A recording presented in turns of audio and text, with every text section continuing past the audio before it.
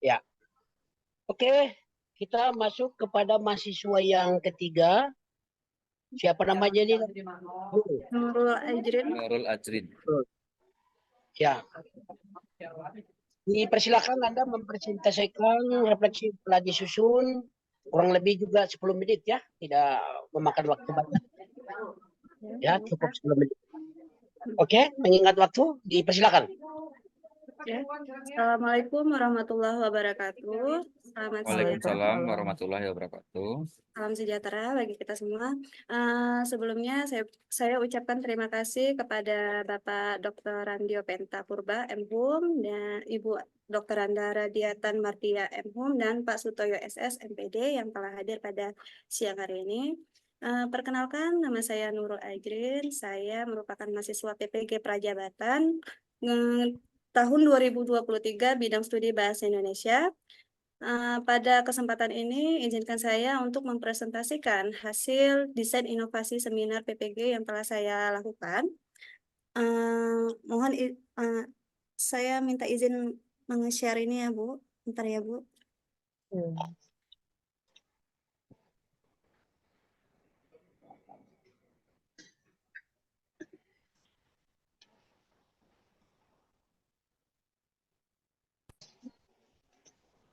Bentar.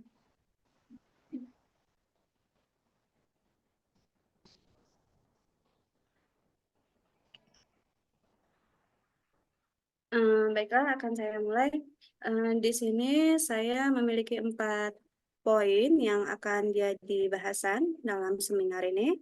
Yang pertama itu ada identifikasi diri, yang kedua refleksi pengalaman belajar, yang ketiga desain inovasi pembelajaran, dan yang keempat rencana tindak lanjut. Di dalam identifikasi diri terdapat visi saya terhadap pendidikan. Yang pertama, apa visi pribadi saya untuk pendidikan di Indonesia?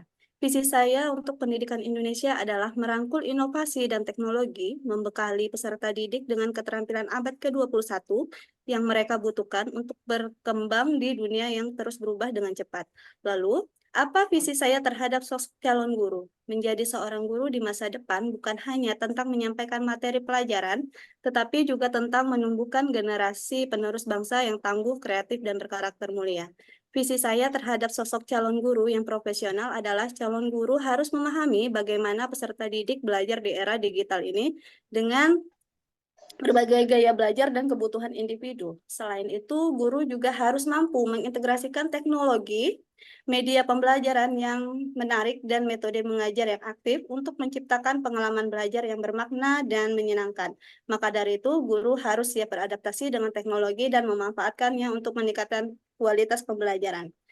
Hal yang akan saya lakukan untuk mencapai visi tersebut adalah dengan cara terus belajar dan mengembangkan diri agar dapat mengikuti pendidikan sesuai perkembangan zaman. Selain itu, saya juga akan merancang dan melaksanakan pembelajaran yang sesuai dengan karakteristik peserta didik. Pada slide selanjutnya terdapat review pengalaman belajar dan refleksi paling bermakna.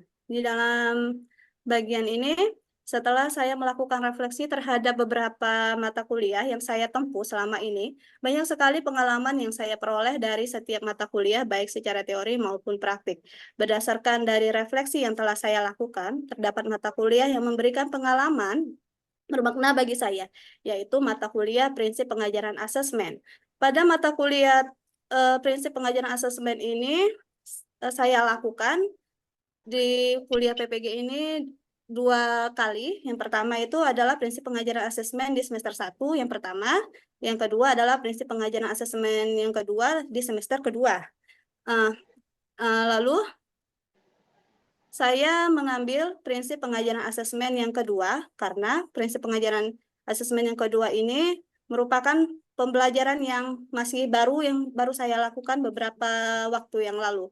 Sehingga pada prinsip pengajaran asesmen ini Pada prinsip pengajaran asesmen yang kedua ini terdapat 3 topik. Yang pertama itu tentang pemahaman karakteristik peserta didik melalui asesmen awal. Dan yang kedua, pendekatan teaching at the right level pada perencanaan, pengajaran, dan asesmen. Yang ketiga, pendekatan culturally responsive teaching pada perencanaan, pengajaran, dan asesmen.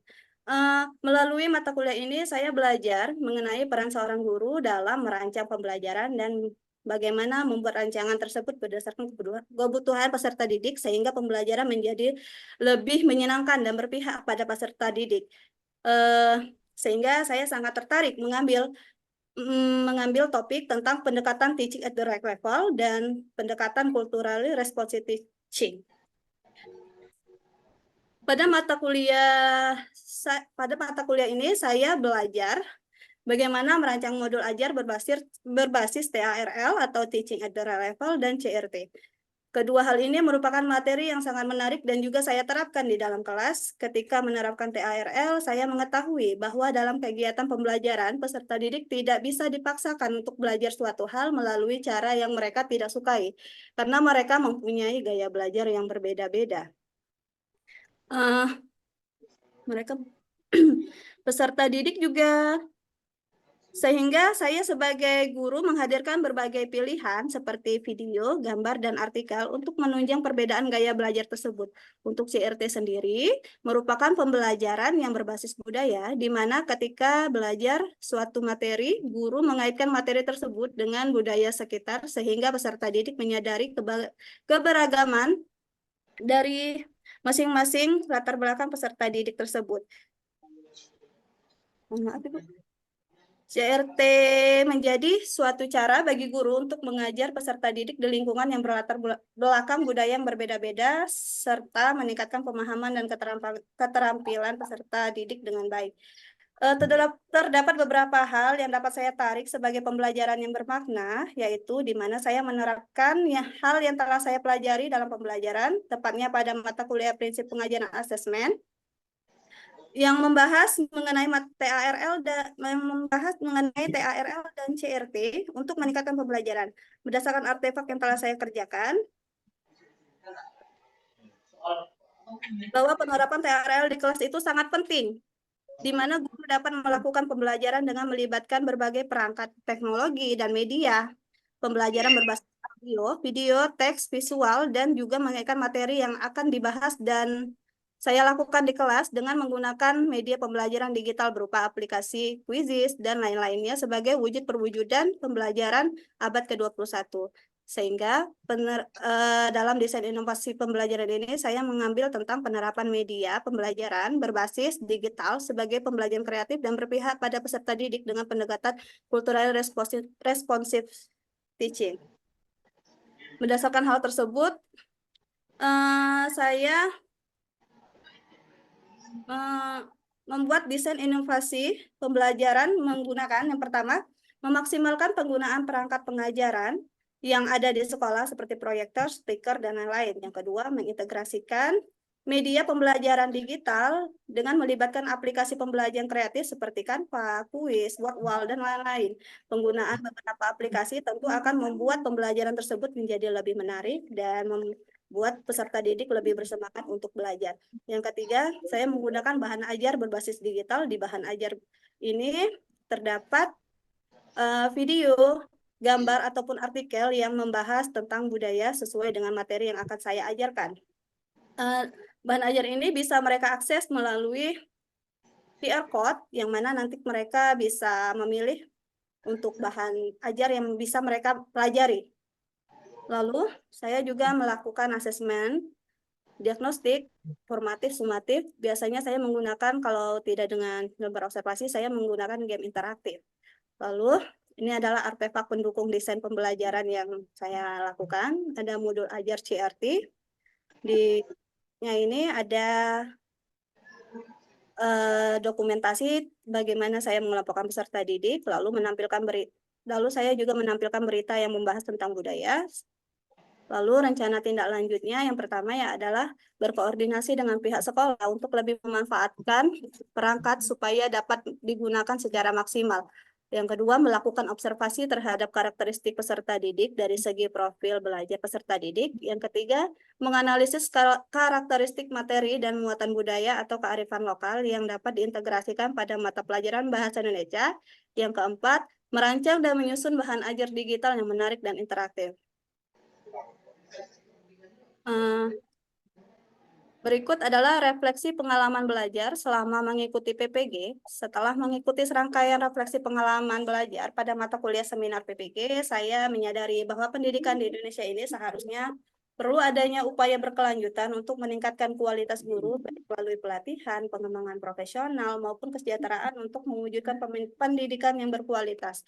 Dan saya juga berpendapat bahwa memiliki kurikulum yang lebih fleksibel dan relevan dengan kebutuhan zaman. Pendidikan karakter perlu diintegrasikan ke dalam semua aspek pendidikan, mulai dari kurikulum, metode pembelajaran, hingga kegiatan ekstrakurikuler. Selanjutnya, saya menyadari bahwa menjadi guru profesional, saya harus, yang pertama, pemahaman yang mendalam tentang materi pembelajaran. Yang kedua, memiliki keterampilan mengajar yang efektif. Yang ketiga, memiliki kemampuan berkomunikasi dengan baik. Yang keempat, sikap profesional. Yang kelima, keterampilan dalam manajemen kelas yang baik. Sekian, barangkali itu yang bisa saya sampaikan kepada Bapak dan Ibu kalian. Pada Pak Dirganta. Ya, baik. Langsung saja dipersilakan kepada Ibu Radiatan dulu untuk memberikan komentar, masukan ataupun pertanyaan. Dipersilakan. Ya, terima kasih Pak Diopenta. Nurul Adrin, apa kabar? Baik, Bu. Iya, beberapa kali tadi Ibu mendengar ya, Nurul menggunakan istilah berbahasa Inggris ya. Salah satunya apa tadi? Cultural responsive teaching. Teaching at the right level sama cultural. Teaching at the right level sama cultural responsive. Pokoknya begitu ya. Ada beberapa. Nah, padahal katanya kita harus menggunakan bahasa Indonesia lebih banyak ya. Nah, istilah-istilah itu seperti apa sih bahasa Indonesianya?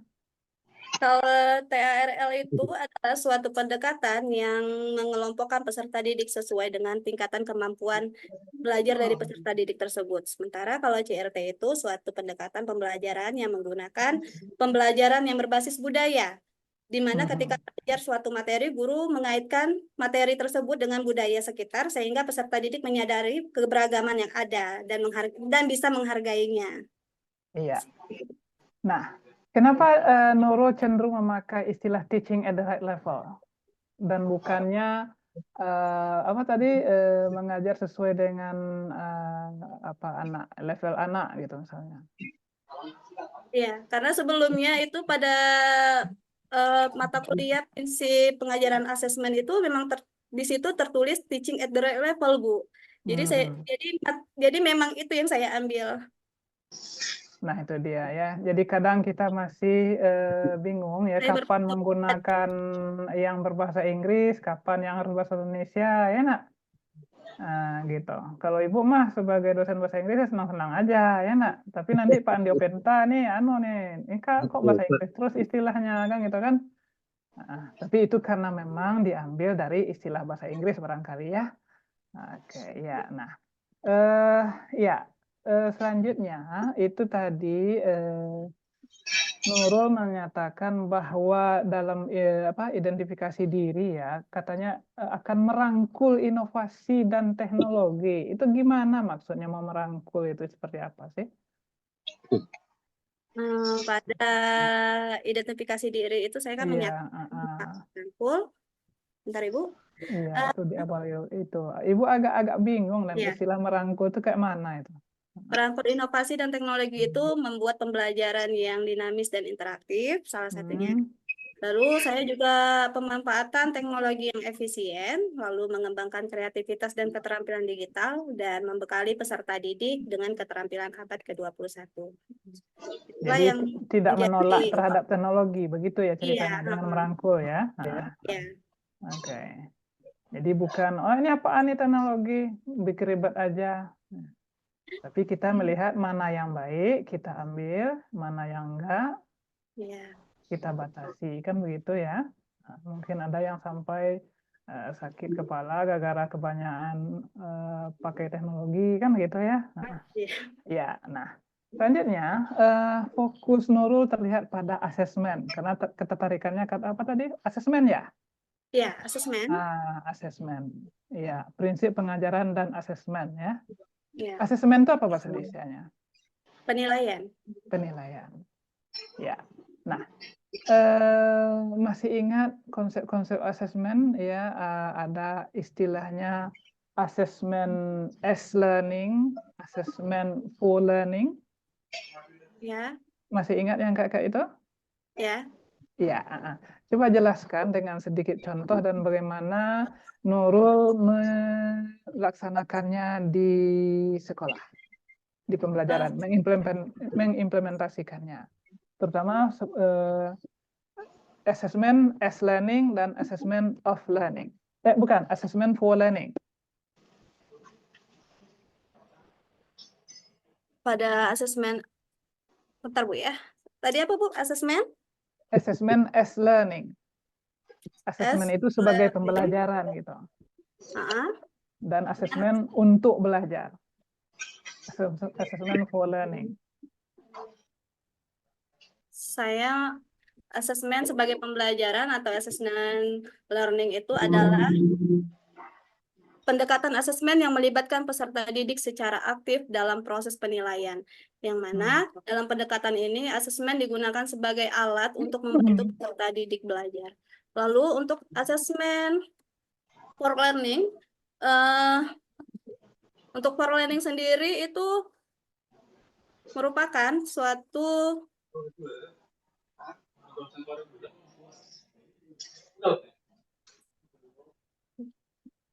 boleh saya ulangi Bu? Biar Ya, lebih. silakan. Oke. Asesmen sebagai pembelajaran dan asesmen untuk pembelajaran itu adalah dua pendekatan yang penting di dalam dunia pendidikan yang sering disalahartikan. Ya, maksudnya itu meskipun memiliki tujuan yang sama untuk meningkatkan hasil belajar peserta didik, kedua pendekatan ini memiliki perbedaan mendasar dalam cara dan waktunya. Biasanya saya menggunakan, salah satunya contohnya adalah saya menggunakan asesmen formatif, yang mana biasanya dilakukan di saat pembelajaran.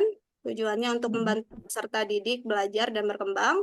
Waktu dilaksanakannya dilakukan sama proses pembelajaran. Metodenya berbagai metode yang berfokus pada umpan balik dan refleksi diri seperti observasi, diskusi kelas, penugasan, dan penilaian diri dan manfaatnya. Lalu untuk asesmen sumatif yang biasanya dilakukan di akhir pembelajaran, yang tujuannya untuk mengukur pencapaian belajar peserta didik pada akhir pembelajaran atau program pembelajaran. Terus biasanya metode yang biasa saya gunakan itu adalah tes, kuis, ujian akhir, ataupun proyek akhir. Manfaat dari asesmen sumatif ini untuk memberikan informasi tentang pencapaian belajar peserta didik kepada guru, orang tua, ataupun kepentingan lainnya. Lalu, untuk membantu mengidentifikasi peserta didik yang membutuhkan bantuan tambahan, misalnya ada peserta didik yang masih belum mencapai pada tujuan pembelajaran sehingga dilakukan penambahan bantuan, lalu memberikan data untuk memberikan kemajuan pembelajaran siswa dari waktu ke waktu. Iya, sangat panjang, tapi padahal Ibu mintanya dikit aja tadi sebenarnya ya. Nah, ketika misalnya ya, Nurul melakukan diagnostik tes ya nak, di awal pembelajaran. Betul? Pernah Ya. mengadakan itu? Iya. Ya. Itu gunanya buat apa? Hasil data yang didapat untuk memetakan peserta didik, untuk mengetahui apa perlunya Nurul memetakan peserta didik? Ya, untuk mengetahui dari gaya belajar mereka, terus juga bagaimana minat mereka, sehingga saya bisa menyesuaikan pembelajaran yang akan dilaksanakan selanjutnya. Nah, itu dia. Jadi mendapatkan informasi tentang peserta didik ya, sehingga nanti Nurul bisa memberikan, menyiapkan atau mendapatkan feedback bagi mereka. Kan begitu ya? Iya. Itu dia tuh namanya assessment for learning.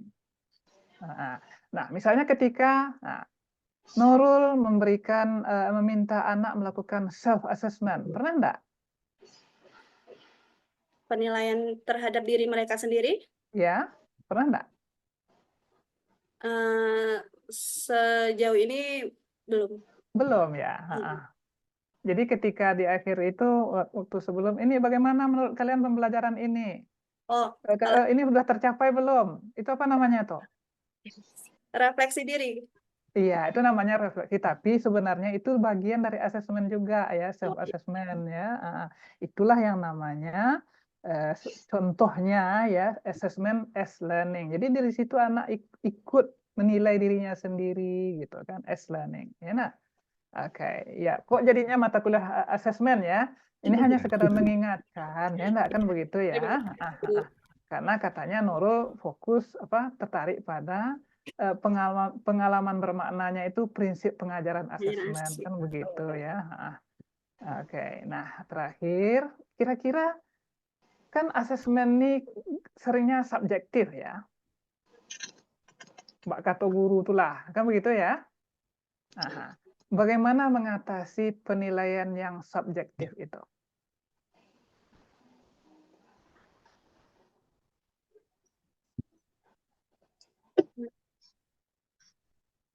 Penilaian objektif berarti penilaian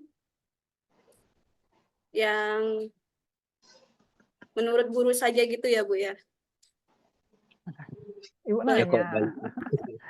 bagaimana agar lebih objektif penilaian yang diberikan? Kan begitu ya. Nah, biasanya supaya dia menjadi lebih objektif itu saya menggunakan rubrik. Rubrik itu bukan sekedar berisi tentang pengetahuan mereka saja, tetapi tentang sikap mereka, keterampilan mereka dalam belajar. Itu juga saya menjadi tolak ukur untuk menilai mereka, Oke, itu berikan dia. penilaian. Ya, jadi jangan, oh ini nilai Nurul ini 80, dari mana datang 80 enggak tahu, enak. Nah, jadi harus ada rubrik, indikator, kan begitu ya, Iya. agar dia lebih objektif. Iya. Jadi segitu aja dulu Pak Daventa. Ya, baik. Terima kasih Ibu Radiatan. Lanjut saja kepada Pak Toyo. Dipersilakan Pak. Oke, baik. Terima kasih Pak Andi Openta Purba. Lengkap biar lengkap ya dengan marganya. Eh Nurul sehat ya? Ya, Pak. Sehat. Berarti siap-siap mendengar omongan saya ya. Baik, Pak. Omongan ini bisa bisa pertanyaan, bisa masukan ya. Demi perbaikan Nurul. Oke, yang pertama saya komentari terkait tampilan presentasinya. Agak berbanding terbalik dengan sebelumnya yang siapa tadi? Si Endang ya. Undang Aisyah. Endang. Yang di sini menurut saya untuk tampilan PPD ini lebih cocok untuk laporan atau mungkin kayak majalah gitu ya. Sementara kalau saya sadar nggak kalau dari tadi saya mendekatkan mata saya ke laptop supaya bisa membaca karena tulisannya seperti tulisan Word biasa di laporan-laporan makalah gitu ya, hanya ditambahi gambar. Itu sangat menurut saya agak tidak, kalau bahasa Inggrisnya itu visible gitu ya. Karena tidak semua orang tidak ini ya, tidak mempunyai mata yang masih bagus, termasuk mata saya. Harus perlu tambah mata dua. Apalagi saya. Kebetulan mata dua saya ketinggalan, jadi ya udahlah mata mata yang dua saya lagi ketinggalan, jadi udah tinggal ini mendekatkan diri. Itu lumayan mengganggu gitu ya. Jadi nanti kalau menurut saya tampilan presentasi itu inti-intinya saja. Itu dengan huruf sebesar mungkin dan dengan kontras sehingga memang norak nggak apa-apa. Begitulah memang tampilan di apa-apa di presentasi lebih bagus karena ini kecuali kalau misalnya Nurul hanya menyampaikan itu pada saya tanpa mempresentasikan. Itu pentingnya kita presentasi secara lisan itu adalah menjelaskan lebih detail dari apa yang kita tulis di depan. Kalau hanya membacakan apa yang kita tulis, maka sebenarnya nggak perlu Nurul presentasi, cukup berikan ke saya, gitu ya. Pentingnya nanti ke depannya untuk latihan kita bersama adalah presentasi itu adalah menyampaikan pokok ide pokok kita. Penjelasan terhadap ide pokok itulah lisan kita ketika kita diberi kesempatan presentasi, gitu ya. Itu tampilannya untuk perbaikan saja. Oke, kemudian tidak banyak juga yang saya sampaikan. Yang pertama, tidak banyak ya, tenang aja, nggak akan lama. Yang pertama, tadi Nurul pada bagian refleksi pengalaman belajar, mengajar mungkin ya, itu lebih fokusnya di prinsip pengajaran dan asesmen. Tadi sudah dibahas juga sama Ibu Radiatan. Yang ingin saya tanyakan mungkin sedikit agak teknis, karena tadi ada dua yang dipilih, yaitu TARL dan CRT. Nah, pertanyaan saya karena ada teknis gini, ini selama ketika Nurul mengimplementasikan ini, dua pendekatan ini, apakah ini konsisten di semua yang diajarkan, ataukah dipilih pada materi tertentu? Jika materi tertentu, materi apa? Baik, saya jawab pertanyaan Bapak ya. Ya, Karena saya ini mendapatkan dua kali, maaf, saya ulangi. Jadi karena di sekolah itu saya mendapatkan 2 kelas untuk belajar, dan juga di dalam 2 kelas ini yang mana jamnya itu hanya 2 GP, yang mana setiap pembelajarannya itu adalah lanjutan dari guru sebelumnya. Jadi saya itu biasanya mengajar di hari Senin, dan pamong saya itu masuk lagi di hari Rabu, karena hari Rabu kan saya tidak masuk di PPL ya Pak ya. Jadi ya. diganti sama guru pamong saya. Nah, pada saat guru pamong saya mengajar, itu sudah ada materi yang dilanjutkan. Jadi sehingga pada pada saya pada pelajaran saya hanya melanjutkan dari materi yang sudah beliau ajarkan. Jadi eh, yang eh, yang saya terapkan yang di dalam PPT ini itu saya melakukan pembelajaran pada saat pembelajaran teks berita dan di awal pembelajaran cerpen. Selebihnya itu saya tidak tidak selalu konsisten dalam untuk menerapkan pembelajaran ini, Pak. Baik, terima kasih informasinya. Artinya Nurul ada komunikasi dengan guru pamong yang masuk pada paruh kedua atau paruh pertama dari kan tersebut. Uh, oh, kemarin terkait juga penggunaan pendekatannya. Maksud saya gini, misalnya Nurul berdiskusi dengan guru pamongnya, Bu, kami menggunakan pendekatan ini. Bagaimana dengan Ibu? Sama-sama didiskusikan sehingga ketika kita masuk kelas itu anaknya tidak jomplang walaupun gurunya berbeda, itu harusnya kan satu paket ya karena materi sama gitu. Seperti itu, ngerti nggak Mas saya? Iya, Ada nggak diskusi seperti itu, Bu? iya, Nurul. ada Pak. Jadi Ada selama ya. saya PPL itu tentu saya ada koordinasi sama guru pamong masalah terkait materi pembelajaran maupun proses pembelajaran yang lalu dalam dalam prinsipnya sih kami sama-sama menerapkan eh, mengerjakan tugas itu secara berkelompok, dan juga dari data yang saya dapatkan itu pun juga berasal dari guru pamong yang sudah memberikan saya informasi terkait dari peserta didik di dalam kelas itu.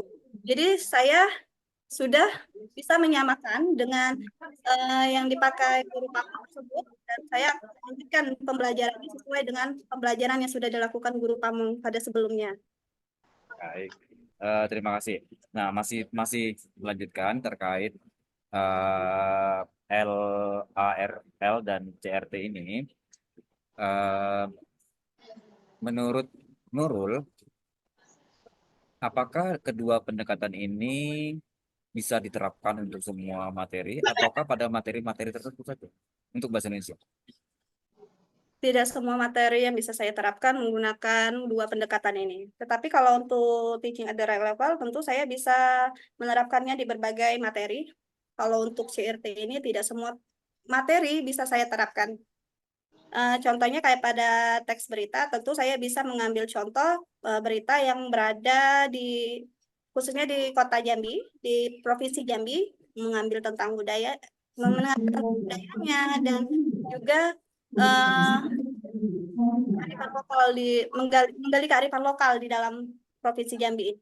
Terus juga pada cerpen, biasanya saya mengambil cerpen yang berasal dari Jambi seperti Hang Tuah dan cerpen Tua dari Jambi. Minang Masa. Yang itu yang pernah saya gunakan pada saat mengimplementasikan di sekolah. Ya, baik. Nah, terima kasih. Berikutnya, eh, ini sebenarnya penting juga. Kenapa saya tanyakan itu terkait salah satu langkah dalam menyusun modul pelajaran itu ada namanya ATP. Nah, di ATP itulah sebenarnya kita menganalisis berbagai hal yang akan kita tuangkan nantinya di dalam modul ajar. Nah, salah satunya adalah analisis terhadap pendekatan yang sesuai. Nah, kalau Ibu menggunakan atau sampai ke di ATP akan sangat bagus nanti. Oh ya, Nurul, ATP itu tahu nggak? Alur tujuan pembelajaran? Iya, benar. Itu tujuannya. Kalau jadi bagi yang sekilas saja, apa kalau dihubungkan dengan pendekatan tadi saya sampaikan ya, pendekatan ini, kalau ini dimasukkan ke dalam ketika kita menyusun ATP, maka kita akan ketemu dengan mudah saat menyusun modul ajar. Ya kan, karena oh materi ini cocoknya pendekatan ini loh, gitu ya. Itu masukkan saja ya, Nurul ya. Ya. Oke, yang terakhir, pertanyaan terakhir adalah ini. Ketika Nurul sudah praktik menjadi guru di kelas selama sekian bulan, tentu sudah banyak pendekatan-pendekatan yang Nurul lakukan, bervariasi juga. Oke, yang banyak terjadi di guru-guru yang bahkan sudah profesional pun, yang profesional dan sertifikat itu adalah menjaga konsistensi untuk tetap menjaga pembelajaran, melakukan pembelajaran yang inovatif, kreatif, begitu ya. Namun sering kali itu hanya pada waktu-waktu tertentu. Kalau menurut Nurul ya, bagaimana cara untuk kita menjaga konsistensi agar kita tetap menjalankan, melakukan inovasi, tetap kreatif dalam pembelajaran gitu ya. Jadi tidak hanya sporadis gitu. Ya. Jadi cara saya itu biasanya yang paling pertama sekali itu membuat rancangan pembelajaran yang matang. Di mana pembelajaran yang matang ini berisikan rencana pelajaran dengan cermat, termasuk tujuan pembelajaran, kegiatan, dan penilaian. Lalu saya juga eh, menerapkan aturan dan konsekuensi yang jelas. Yang mana contohnya itu menetapkan aturan kelas yang jelas, membuat kesepakatan kelas kepada peserta didik, misalnya kan selama pembelajaran saya mereka tidak diperbolehkan untuk menggunakan gadget untuk bermain game kecuali kebutuhannya untuk belajar. Lalu juga saya memastikan bahwa peserta didik itu memahami aturan dan konsekuensinya jika mereka melanggar dari kesepakatan kelas tersebut. Lalu saya juga memberikan komunikasi yang jelas dan terbuka kepada peserta didik. Jadi saya pun juga melakukan pendekatan terhadap peserta didik agar mereka pun merasa aman, nyaman, dan lingkungan yang terutama saya sangat memperhatikan lingkungan belajar dari peserta didik ini agar bisa membuat pembelajaran menjadi aman dan nyaman. Baik, terima kasih Nurul. Saya kembalikan Pak Andi. Terima kasih dari saya cukup. Ya, baik. Terima kasih Pak Sutoyo. Baik, terakhir dari saya sedikit untuk Nurul. Tadi di awal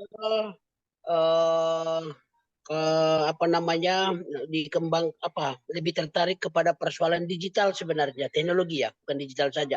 Yang pasti teknologi pembelajaran tadi. Maunya memperbaiki bagaimana sistem pembelajaran melalui teknologi, begitu itu yang saya tangkap sebenarnya. Nah, lalu dipilih tadi ke arah pembelajaran ataupun asesmen dan terfokus pada asesmen. Nah, sebaiknya memang apapun itu semua ini terlupakan sering sebenarnya. Ini sebenarnya sudah ketika di awal berkali-kali saya tekankan ini, model pembelajaran apapun itu, pendekatan pembelajaran apapun itu harusnya kembali kepada namanya rohnya ya. Maksud saya apa? Ini kan materinya bahasa. Nah, kalau bahasa itu jelas digunakan. Nah, oleh karena itu satu pendekatan yang paling tidak bisa dilupakan atau diabaikan adalah komunikatif. Nah, jadi model-model apa yang terkait dengan komunikatif ini? Karena bahasa itu pasti komunikatif. Yang kedua, ya, kontekstual. Berbahasa itu sesuai dengan konteks. Nah, jadi tidak ada yang bisa dilakukan sebenarnya kalau tidak kontekstual. Makanya mengapa banyak orang menyalahkan proses pembelajaran bahasa Inggris karena tidak kontekstual. Nah, padahal mungkin tidak itu saja kendalanya, pasti banyak ya. Lalu satu lagi, pembelajaran bahasa itu world language. Nah, jadi terintegral atau terpadu. Nah, karena berbahasa itu tidak akan terlepas dari keterampilan berbahasa itu menyimak, berbicara, membaca dan menulis itu terkait. Nah, sesungguhnya ke situ yang ditekankan kalau bicara soal pendekatan pembelajaran ya. Kalau model-model yang lain itu, ya itu tadi lah banyak hal-hal yang memang betul-betul tidak pas buat kita karena itu semuanya dari mana? Mungkin diimpor oleh para profesor-profesor atau ahli pendidikan yang belajar di Amerika, yang belajar di Eropa, yang belajar di Timur Tengah, begitu. Sementara tadi di Indonesia barangkali belum tentu itu tepat. Begitu. Jadi yang jelas kembalikan kepada rohnya begitu, komunikatif, kontekstual, dan wow tadi, ya itu diperbaiki. Jadi bagaimana teknologinya tadi ke situ, itu yang saya harapkan sebenarnya, ya. Tapi mungkin karena Nurul masih namanya belajar, nanti kalau sudah lulus PPG barangkali bisa diterapkan di sekolahnya. Nah, baik, itu kira-kira untuk silakan Anda memberikan kalimat-kalimat penutup untuk presentasi Nurul. Dipersilakan. Baik, Pak. Terima kasih sebelumnya pada Bapak dan Ibu sekalian yang sudah hadir pada hari ini. Terima kasih telah memberikan saya masukan dan kritikan yang sangat membangun bagi saya. Saya akhiri. Wabillahi taufiq wal hidayah. Wassalamualaikum warahmatullahi wabarakatuh. Waalaikumsalam. Saya Nurul dikit ya, tambahin nanti di slide ke-9 itu ya. Misalnya saya menyadari bahwa menjadi guru profesional saya harus satu, pemahaman yang mendalam. Nah, harusnya sambungannya itu kata kerja ya. Ya. Gitu. Setuju. Ya, ya. Jadi saya harus memiliki, saya harus memahami, saya harus, kan gitu ya. Nah, itu aja, dikit. Ya, terima kasih Pak Andipenta dan Pak Sutoyo. Silakan dicatat ya. Oke, baik. Kita lanjutkan saja untuk yang terakhir. Persentase penampilan yang terakhir. Dipersilakan. Siapa namanya ini? Lupa pula saya. Mary Astarina. Mary ya. Mary. Oh ya.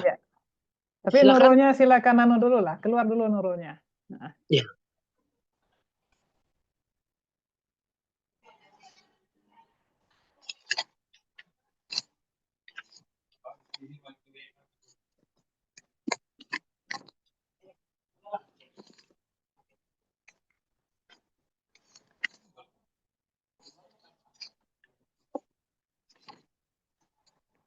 Agak cepat kita dari jadwal. Ya. Ya, mungkin Mary-nya masih di mana? Oke, dah. Karena jadwal dia itu jam 3. Sekarang masih 14.54. Kita akan ngebuat ya, nggak pakai istirahat.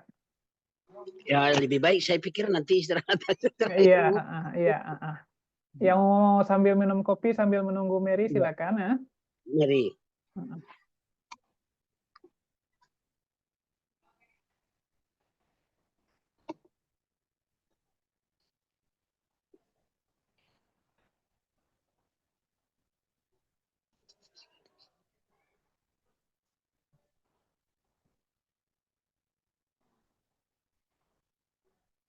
Wah, iya. Siapa tadi? Aisyah dibantu? Kemana si Mary?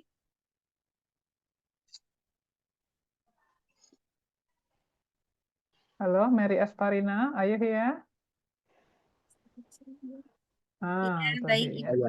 Pak. Wah, cantik juga Pak Toyo. Maaf bentar Ya. ya Pak. Bu. Ya, Record dulu. itu tadi belum dimatikan, udah rekor aja. Ya, baik Ibu, Bapak, boleh kita mulai. Baik, Dipersilakan. Mari. baik. Assalamualaikum warahmatullahi wabarakatuh. Waalaikumsalam. Selamat siang. Eh, ya, perkenalkan nama saya Mary Asparina yang akan mempresentasikan seminar saya yang saya rangkum dalam bentuk PowerPoint yang akan saya sajikan kepada Bapak dan Ibu. Baik, yang pertama